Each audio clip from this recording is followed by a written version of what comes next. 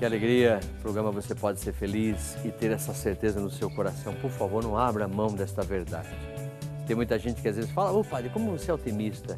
Porque eu tenho fé, porque eu acredito. Porque se eu não tivesse fé, eu penso que eu vacilaria também. Mas a fé me faz muito audacioso e deve fazer vocês também. Porque no meio de tantas trevas, Jesus constituiu você para ser uma luz. Olha, se você entra num quarto, está tudo escuro, e se você acender apenas um palito de fósforo, todo mundo vê. Olha como a luz deve ser vista. Não para ser colocada embaixo do alqueire, né, que é uma medida que se pegava farinha naquela época, embaixo dessa cuia. Não, e nem embaixo da mesa, mas para que as pessoas vejam que você tem Jesus como o Senhor da tua existência, que você é uma pessoa renovada constantemente pela ação desse Espírito. Vamos lá, vamos descobrir o santo? Vamos virar mais um quadrinho? E a gente pode pensar assim, olha, quem é esse santo? Olha, ele faleceu aos 70 anos, depois de um surto durante uma missa. Então veja bem, olha, faleceu aos 70 anos, depois de um surto durante uma missa. Então, eu penso que são dados que se você não está conhecendo, eu já falei para vocês, dê uma dica aí, né? Coloca no Google essas dicas que vai aparecer com certeza.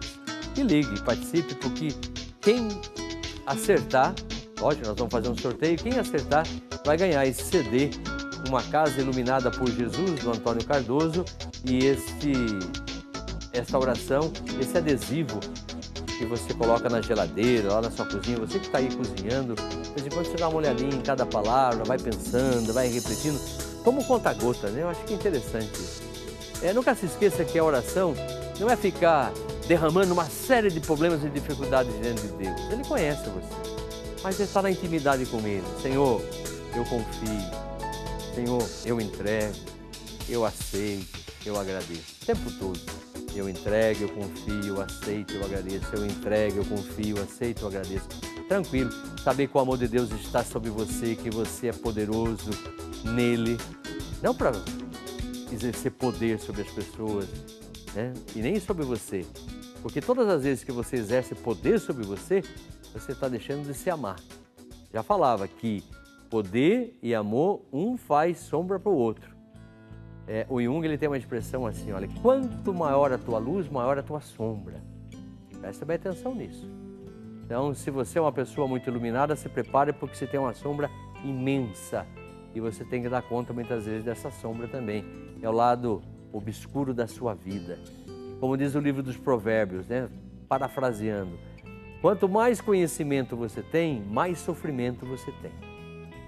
Eu lembro de um médico amigo que ele era um oncologista, trabalhava com pessoas que estavam enfrentando câncer e quando ele ficou com câncer, ele se entregou de uma certa forma porque o conhecimento que ele tinha, ele sabia que não ia adiantava lutar muito não, que ele ia logo para óbito e de fato ele se entregou, que pena, né? Não lutou um pouco mais para estar vivo e para poder testemunhar a própria ciência também, mas ele se entregou.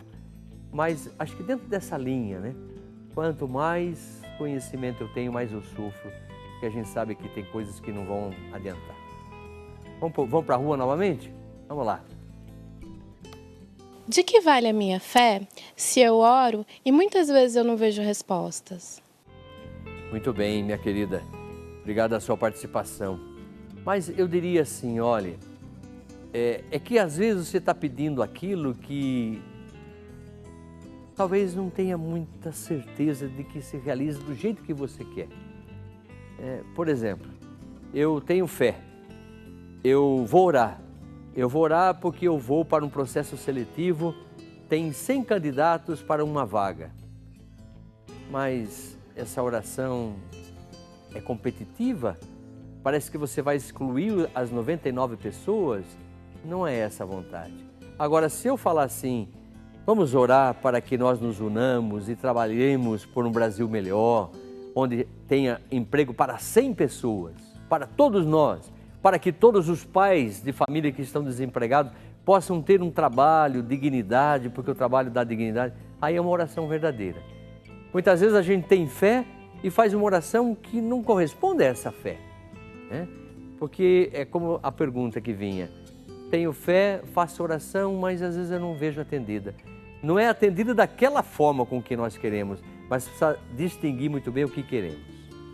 Às vezes lá na paróquia eu trabalhei, aliás, numa paróquia que eu trabalhei, ficava a Faculdade de Medicina de Sorocaba e todo o centro hospitalar.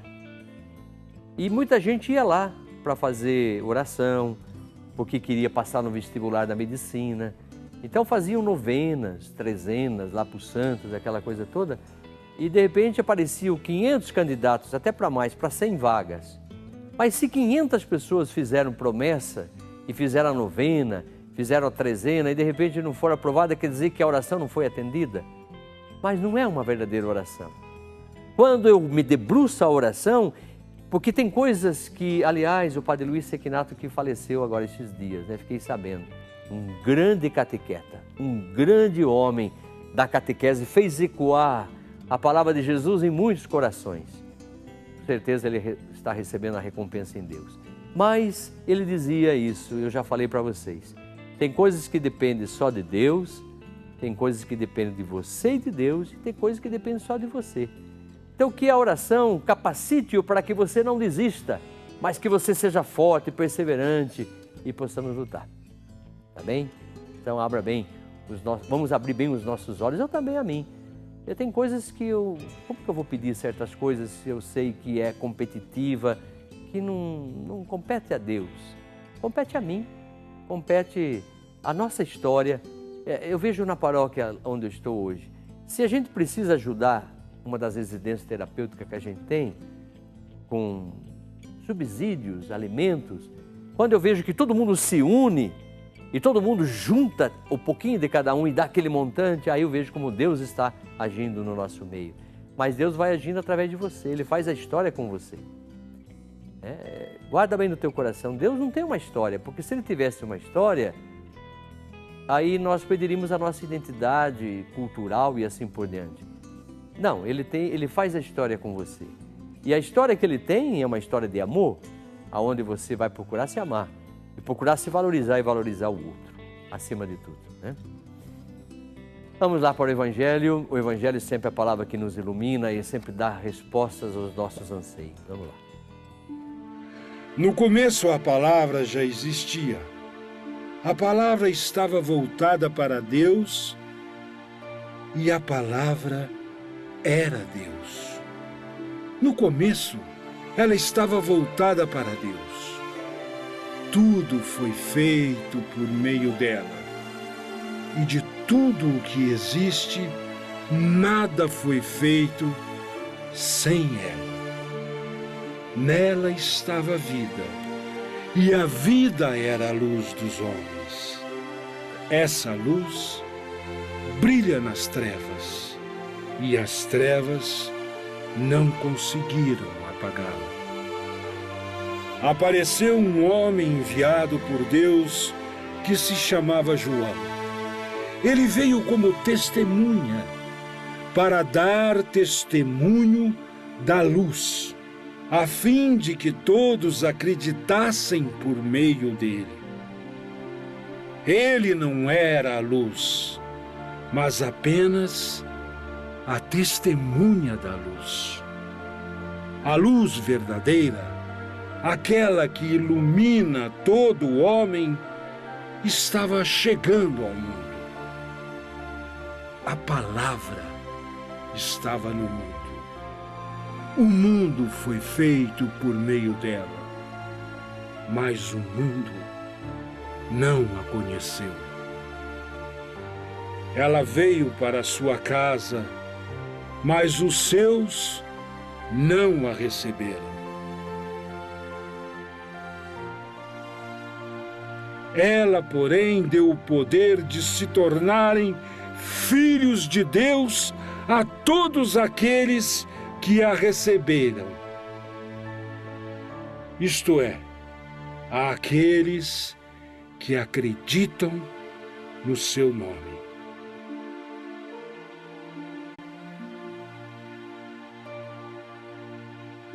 Estes não nasceram do sangue, nem do impulso da carne, nem do desejo do homem, mas nasceram de Deus. E a palavra se fez homem e habitou entre nós. E nós contemplamos a sua glória. Glória do Filho único do Pai, cheio de amor e fidelidade.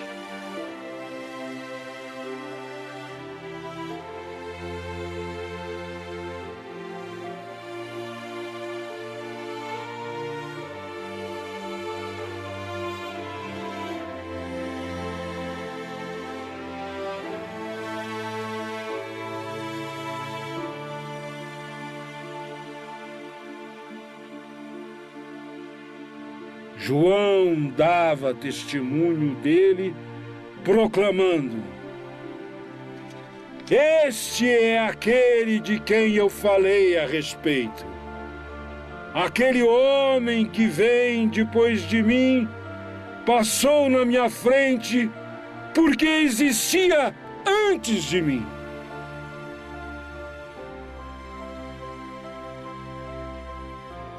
Porque da sua plenitude todos nós recebemos um amor que corresponde ao seu amor. Porque a lei foi dada por Moisés, mas o amor e a fidelidade vieram através de Jesus Cristo. Ninguém jamais viu a Deus. Quem nos revelou Deus foi o Filho único, que está junto do Pai.